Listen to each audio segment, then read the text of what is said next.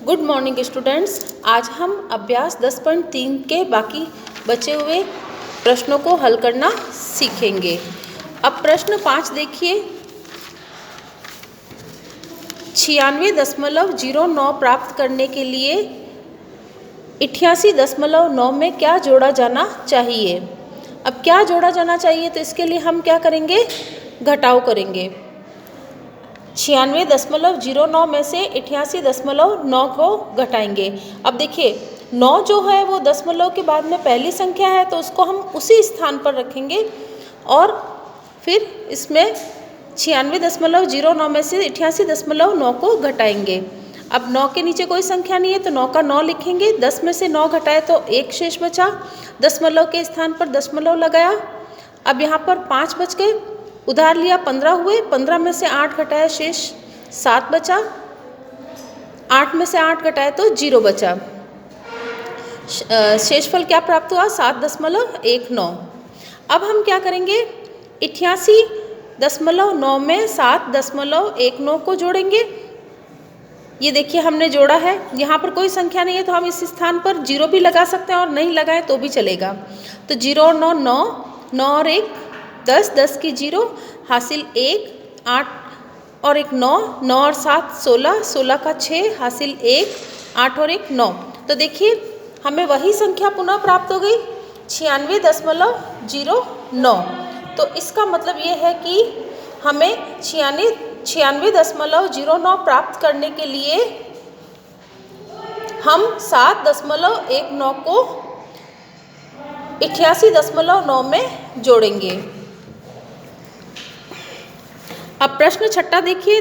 92.258 और 38.968 का अंतर ज्ञात कीजिए तथा इसे 85.934 और 86.485 के योगफल में जोड़िए। तो हम सबसे पहले तो इन दोनों संख्याओं को, इस संख्या में से इस संख्या को घटाएंगे। तो हमने देखिए ये घटाया है, 8 में से 8 गया 0, 15 में से 6 घटाया 9, 11 में से 9 घटाया 2, 11 में से 8 घटाया 3, 8 में से 3 घटाया तो 5। अब ये दूसरा वाला अब हल करना है हमको।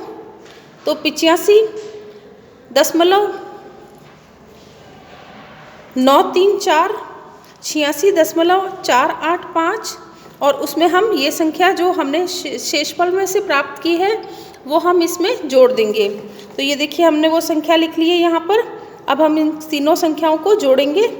4 और 5 9, 8 और 9 17, 17 और 3 20, 20 का 0 हासिल 2, 9 और 2 11, 11 और 2 13, 13 और 4 17,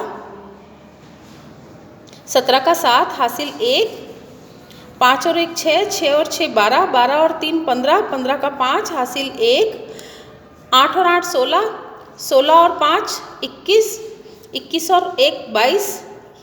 तो ये हमें क्या संख्या प्राप्त हुई है, 225.709। अब तुलना कीजिए। अब देखिए 33.56 प्लस 2.39। अब तुलना करनी कौन सी संख्या से, 30.9 प्लस 4.262।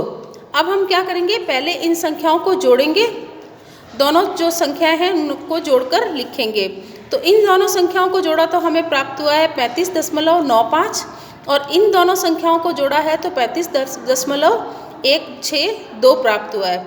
तो अब यहाँ पर देखिए दशमलव के पूर्ण संख्या तो दोनों बराबर है।